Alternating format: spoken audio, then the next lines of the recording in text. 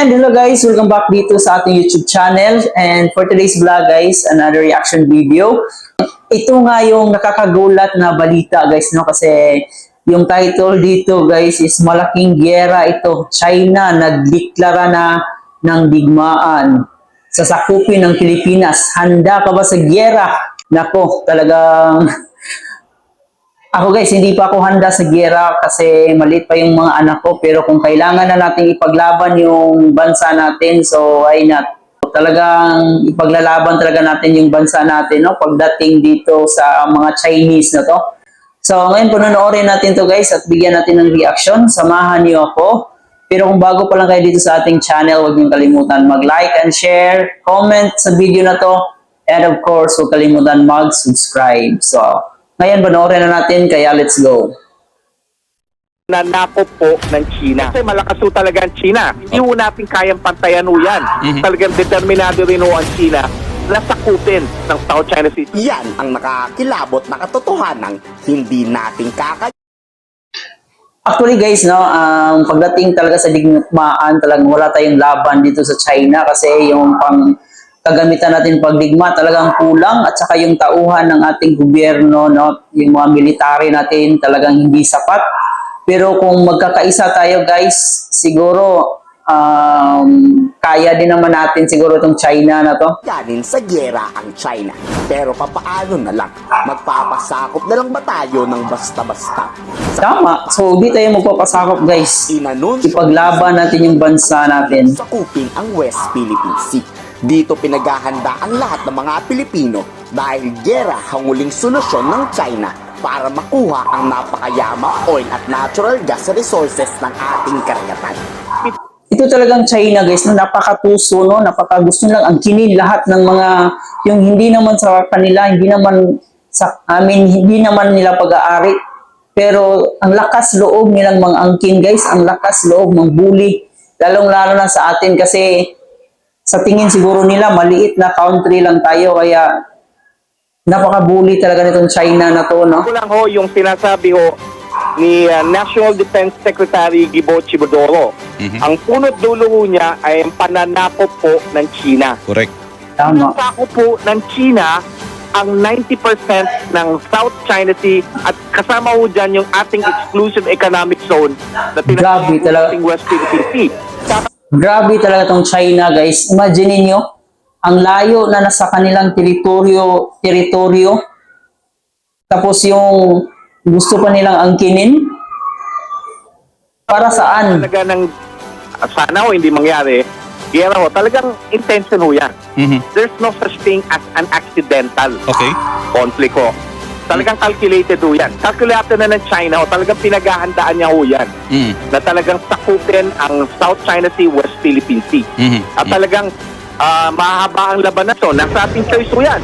Papayagan na lang ho ba natin, piso ba natin na China, o at least we have to show determination na hindi natin papayagan to. Opo. Pero hindi Tama. madaling masabi. Tama nga naman, di ba? So, wag natin ipakita sa mga Chinese na yan na takot tayo sa kanila. Kasi pag nagkataon na ipinapakita natin guys na takot tayo, so lalong magiging agresibo yung mga chikwa na yan eh. So, dapat ipapakita natin lalo na sa ating gobyerno na hindi tayo basta-basta matitinag sa mga chikwa na to. China ang South China Sea, West Philippine Sea. Kung ipipilit nila ang kagustuhan nilang nakawin ang ating teritoryo, malaking giyera ang kakalabasan nito. Dahil yan sa pagsuporta ng US sa ating bansa. Idagdag mo pa ang mga Pilipinong nais tumulong kung hahantong man tayo sa gantong klaseng Tama. babala ng Amerika sa China. Kami ang kakalabanin nyo pag ginalaw nyo ang aming minamahal na Pilipinas. So ano ho gagawin natin kung Tama. So, malaking tulong talaga yung US sa atin guys, no? Lalong-lalo na sa kagamitan kasi napaka-high-tech ng US guys. At saka yung pang giyera talaga. So, at least meron tayong kakampi na kayang makipagbakbakan rin. Yun ang tanong kung yung US talaga is kakampihan tayo. Pero kung iiwanan tayo sa ere, so siguro that's the time na ewan ko na lang kung anong mangyayari sa Pilipinas. yung kalaban, maglilay ho tayo sa ating treaty ally. Meron ho tayong alliance. So yung pinukonduct natin na maritime cooperative activity, it is of course on the basis of the 1951 Mutual Defense Treaty. Mukha ho ng Amerika na hindi niyo pwedeng talagang pitikin ang aming ang alay, ang Pilipinas. Yun. Oo, kasi kasapi tayong Pilipinas sa alay, di ba? Higwaan o talagang armed conflict, we expect it. Kasi talagang determinado rin ho ang China na sakupin ang 90% ng South China Sea. So talagang pinapakita rin ho nila sa kanilang mamamayan na hindi sila papalag sila. Dapat hindi matakot ang Pilipinas makipaggera sa China dahil pag pinakita ng Pilipinas na takot tayong makipagbombahan laban sa China, na nakawin nila ang buong West Philippines. Tama. Gusto nyo ba? So dapat talaga ipakita natin guys yung bangis din natin, no, para matauhan itong China. Kasi alam nila na maliit na country lang tayo at hindi tayo ganun kalakas pagdating sa ating mga kagamitan. So yun yung siguro yung rason nila kaya alam namin to na maliit na country and napakaduwag ng mga Pilipino. So napaka-easy lang tong mga Pilipino na to, no?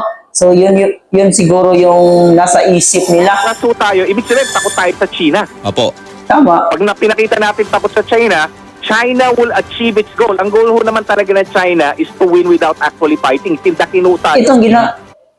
Itong ginawa ng China, guys, pinapakita lang nila sa atin kung hanggang saan yung tapang natin. Kaya siguro lakas loob nilang mangharas. In China, so tayo ho mismo naapektuhan ng Chinese psychological warfare.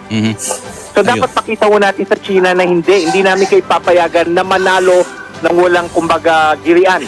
Opo. No, miski mahina ho tayo pero meron ho tayong alyansa.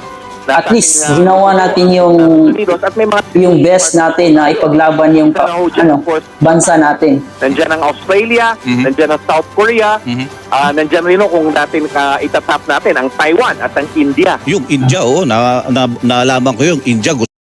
Yun yung kagandahan sa ating bansa, guys, no? Kasi marami tayong mga allied na pwedeng tumulong.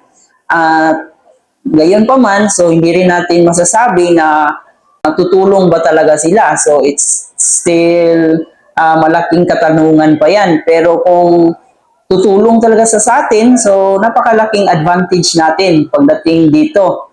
Para sa akin, kawawa pa rin yung Pilipinas kasi 'di ba ang daming masisira. And talaga namang hindi natin kakayanin talaga if ever na mangyari talaga itong bigmaan. Tayo ng reciprocal access agreement. Payag ba kayong ipamigay na lang natin ang West Philippines sa China? O handa ka Siyempre, hindi. Para sa Pilipinas? Ikomento sa baba ang saloobin. Nakakatakot na balita, sana'y talaga hindi ito mangyari sa ating bansa sa China kasi hindi natin alam kung saan tayo pupulutin, guys. And ipagdasal na lang natin na sana'y magkaayos yung alitan ng bansa natin at sa China. So yun lang po, guys. Salamat sa iyong pakikinig dito sa ating reaction video. And kung ano man yung masasabi nyo, guys, papayag ba kayo? Ready na ba kayo magkagera dito sa ating bansa? Please comment down below. And ayun nga, guys, thank you for watching.